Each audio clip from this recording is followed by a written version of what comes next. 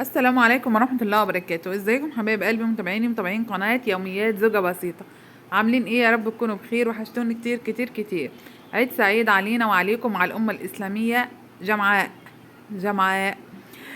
دلوقتي انا بقى ان شاء الله قبل العيد كده بحوالي يومين، تمام.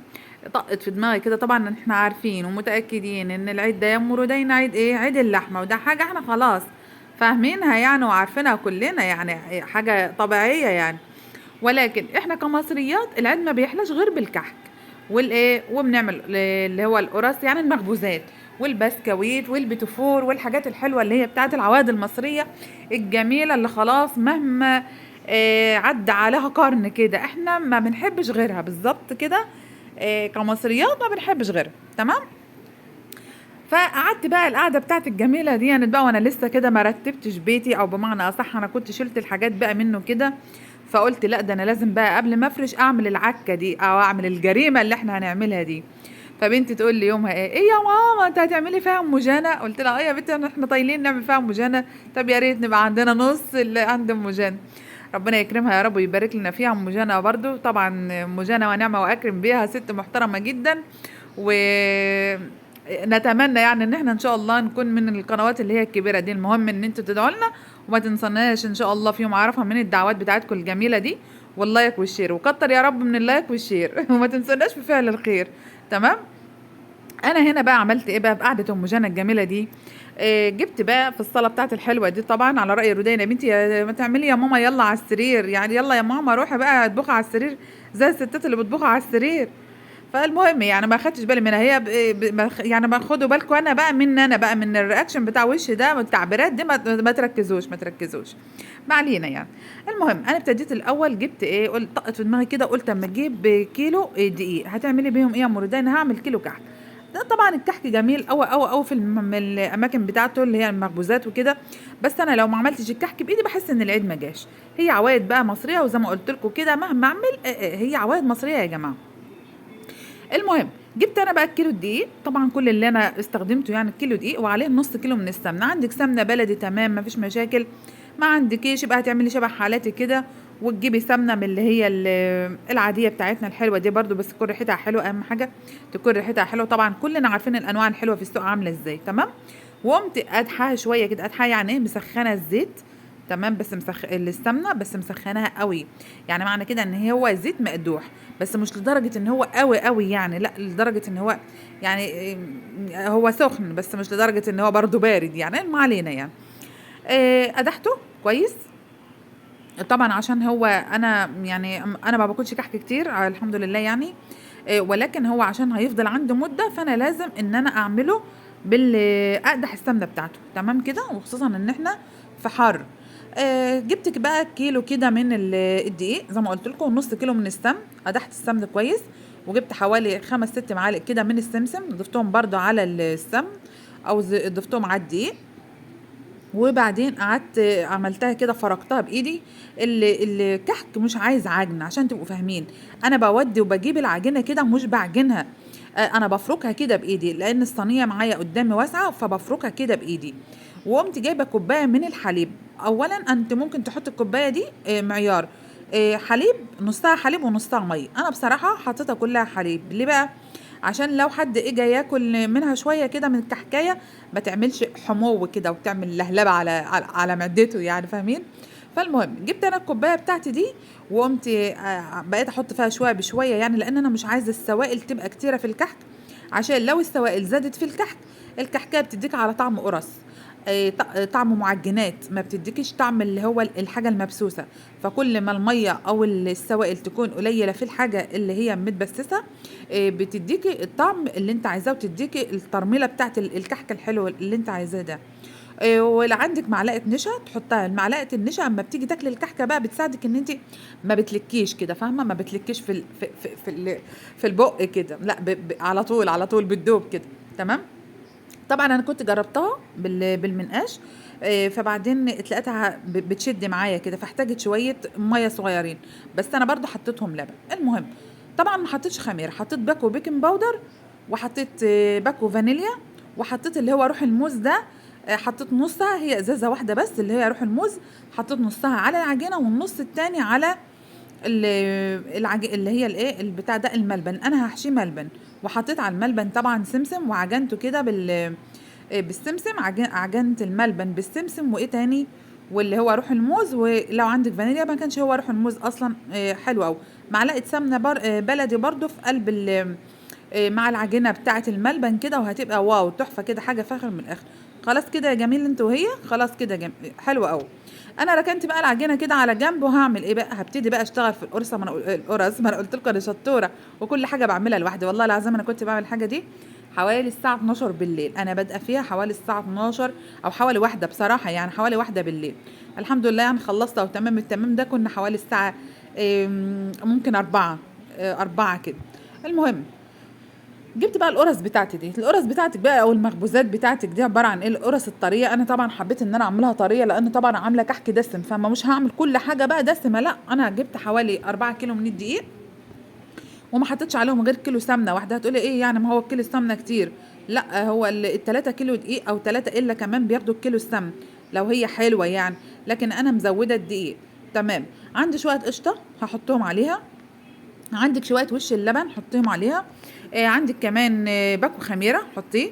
طبعا انا مسخنه السمنه للقرص، مش اتحاها، عشان مش عايزاها برضو تبقى حاميه علينا، فحبيت ان هي تبقى طريه وهشه كده، وفي نفس الوقت ايه حاجه كده تحسسك ان انت بتاكلي، يعني وانت بتاكليها كده مع كوبايه شاي بحليب الصبح، ما تحسيش ان انت قلقانه يعني وانت بتاكليها. تمام كده يا قمر انت وهي، خفيفه يعني. طيب جبت انا بقى الكيلو السمنه بتاعي ده وحطيته على النار لغايه ما السمنه دابت كده وادت الريحه اللي ريحتها حلوه دي، وبعد كده قمت ضايفاها عدي مع حوالي ربع كيلو من السمسم. تمام. كنت طبعا السمسم كنت منقياه وكان تمام التمام، وابتديت ان انا اعجنها، عجنتها بحوالي 2.5 كيلو من اللبن، هي اخدت مني 2 كيلو او 2 وشويه من اللبن، اللي هو الحليب مع شويه قشطه وكمان شويه سكر وشويه ملح.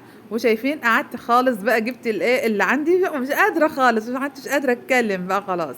عملت فيها بقى البت الفلحوسه بقى، البت الشاطره اللي هي صحتها حلوه كده، والحمد لله الاخر كده اجى على دماغي، بس الحمد لله في قمه سعادتي وانا بعمل حاجه العيد بايدي ولولادي وبنظافه، وببقى فرحانه والتعب كله بيروح لمجرد بس ان انت بتعملي حاجه كويسه بايدك. ما بحسش يا جماعه بالعيد اعمل ايه يعني، غير لما بتعب نفسي انا كده، ده تمام التمام. خلاص طبعا زي ما قلت لكم الخميره بتاعتي بقى، وحطيت كل المكونات الحلوه، وحطيت طبعا فيها بيكنج باودر، وحطيت فيها فانيليا، وحطيت فيها كمان اللي هو روح الموز الجميل القوي ده، وانت اللي هو السائل بيديلها ريحه ما اقولكوش، بعد كده بتبقى ريحه القرصه معاكي حاجه كده فاخر من الاخر زي ما بقول. تمام يا قمر انت وهي، وطبعا هتسيبيها بقى لغايه ما ايه ما تخمر. هنجيب ايه بقى، هنجيب العجين اللي احنا ابتدينا فيه بالاول اللي هو الكحك. تمام. طبعا الكحك انا قلت لكم ان انا مش حاطه فيه خميره، فانا ما كنتش قلقانه من ركنته. مهما كان البيكنج باودر مش هي ايه مش هيخليه يفور جامد زي الخميره. انا حطيت فيه باكو بيكنج باودر بس. تمام كده. وطبعا الاحسن يستحسن ان انا ما كنتش اصلا احط فيه حاجه خالص، بس انا حطيت فيه كده عشان يزودوا شويه هشاشان كده. تمام كده يا قمر انت وهي. المهم جبت بقى واحده جارتي كده صاحبتي دايما لازقالي وانتوا عارفينها طبعا، ان شاء الله مسيره اجيبها لكم على الشاشه يعني. فالمهم جبتها كده جنبي، وجبت بنتي وقعدت بقى قلت لهم بقول لكم ايه انتوا، لا كل قله النقش، انتوا هتقعدوا تنقشوا معايا الكحك. طيب المهم جبنا بقى المناقيش بتاعتنا الحلوه دي، المناقيش اللي هي المناقيش اللي هي عامله ايه، اللي بتضغط كده على الكحكايه دي، عارفينها قدامكم لو انتوا شايفين يعني. جبتها كده وقعدت انقش بقى الكحك بقى ايه حاجه بحاجه كده، تحس استمتاع كده وانت ايه وانت بتنقشيه. ما بحبش انا اللي هو المضرب بتاع الكحك اللي هو الخشب ده، ما بحبوش، ما بحسش كده ان الكحكايه بتاخد شكلها الحقيقي، لا. او البصمات دي ما بحبهاش، انا بحب اعمل الكحك كده بالمنقاش كده، انقشه كده بالطريقه بتاعتي اللي هي الحلوه، اللي هي التقليديه الجميله دي. بقول لكم هنا بقى ان انا عجنت العجينه بتاعتها الملبن، وطبعا كنت قلت الردينه امسكي الملبن ده واعمليه دواير كده او كور صغيره كده، بحيث ان انا اما اجي اخد العجينه بتاعه الكحكايه او الحته العجينه الصغيره دي، اخد بقى معاها اللي هو الكوره واقوم حطها كده ومكبره دماغي وتمام التمام او كده شايفين. وده الكوره اهي زي ما بقول لكم بالظبط، وبتقفلي عليها بالراحه عشان ما تطلعش منك اللي هو الملبن. طبعا في ناس بقى بتحشيه عجوه، او اللي هو التمر، بس هي العجوه يعني. شوفوا بعمل لكم ازاي، ولا كأن فطاطريه، البت فطاطريه جميل يعني. وفي ناس طبعا بتحشيه بندق، وفي ناس بتحشيه جمل اللي هو المكسرات، وفي ناس طبعا بتحشيه العجمي. انا بقى بستكفى انا كان نفسي بصراحه احشيه عجوه قوي، بس طبعا الوقت ما سعفنيش، او بمعنى اصح انا هي طقت في دماغي كده ان انا اعمله بالليل، لان طبعا درجه الحراره بتبقى شديده بالنهار، فانا من النوع اللي انا روحي بتطلع بالنهار، فبالليل بالنسبه لي الجو بيبقى حلو يعني، بيبقى هادي كده، وببقى مستقنيصه كده وانا قاعده مع نفسي كده بتسلى مع نفسي في الروقان، وخصوصا العيال او الولاد بيكونوا نايمين، والشارع بيبقى هادي والدنيا هس هس، فاهمين انتوا بقى. فببتدي بقى اشتغل عشان اطلع من تحت ايدي حاجه كده ايه فاخر من الاخر. سيدي يا سيدي على الجمال وعلى الروقان، شايفين شايفين يا سيدي يا سيدي، ايه الروقان والجمال ده. تسلم ايدك يا بنتي يا ام رودينا والله. انا كنت عايزه الكاميرا تقرب يعني. المهم نقشت الكحك بقى بتاعي كده، وطبعا هم كانوا بينقشوا ونقشوهم بسم الله ما شاء الله، والله العظيم ما حد ياكل النقشه بتاعتهم خالص، وحشه وحشه وحشه وحشه. انا بس اللي كانت نقشتي حلوه يلا، يعني كانت نقشتي كده حاجه واو يعني. المهم طبعا انا ما بشكرش في نفسي بجد، لا والله هم عملهم حلوه يعني، عشان ما يمسكونيش بعد الفيديو ده مش هتلاقوني تاني خلاص، هيبقى ده اخر فيديو بالنسبه لهم يعني، او بالنسبه لكم. المهم جبت انا بقى الكور بتاعتي كده وخلاص، وابتديت ان انا اشتغل في الكحك كده. واهم حاجه ان انت تمسكي العجينه زي ما انا ماسكاها كده، وعشان طبعا انا ما بكونش عاتيه السوائل الكافيه، فممكن تكون شدت منك، فتبتدي كده تديها السخونه بتاعت بطن ايدك كده، بحيث ان هي ترجع تاني لينه وطريه معاكي، تعرفي تشكلها زي ما انت عايزه. تمام. هم بقى عمالين يقولوا لي خليكي انت قاعده كده ولا ام جانا، مش عارفه ايه حكايه ام جانا يا جماعه. مالها ام جانا يا جماعه؟ انا على فكره بحب ام جانا قوي قوي قوي، خصوصا بعد ما خست، تدعوا لي ان انا اخس زيها بالظبط. طبعا احنا ان شاء الله داخلين على يوم عرفه باذن الله. طبعا اللي يعرفني واللي ما يعرفنيش واللي من بره وخارج مصر يدعي لي، ويدعي لي كده ان ربنا يكرمني، وطبعا والله ما هنساكم من الدعاء، لعلكم اقرب الى الله مني. فدايما دعوة الغريب بتكون مستجابة. فان شاء الله باذن الله كده نحاول ان احنا نعمل عمل خير. طبعا انا مش شيخه ولا حاجه يعني، بس على قد ما بنقدر الحمد لله ان نقرا جزء كده من كافي من القران، وكمان لو بايدينا ان احنا نتصدق. وطبعا صيام عرفه معروف ان هو بيكفر سنه فاتت وسنه جايه بمعنى اصح يعني، فاللي يقدر يصوم واللي ما يقدرش خلاص ربنا به غفور رحيم. المهم خلينا بقى في موضوعنا، احنا مش هنخش شويه في الدين.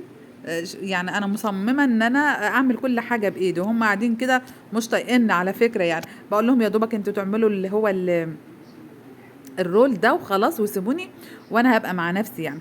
في الاخر بقى اديت لكم الشكل الجميل الحلو قوي ده، اللي هو بصوا ده يعني مصر، ده يعني الكحك العيد، يعني التاريخ، يعني احنا. المهم جيت انا بقى على القرص بتاعتي، شايفين ملبن يا جماعه، ملبن والله ملبن بالظبط، كأن انت عامله حاجه بالزبده كده، ملبن كده حاجه هشاشه كده، حاجه لذيذه في الطعامه والله هم بيقولوها ايه. المهم جبتها انا بقى كبرتها كده شويه، دي القرصايه بقى كبرتها انا كده شويه، بحيث ان انا اما اجي اعملها تبقى ايه هشه كده في ايدي وتخه كده شويه.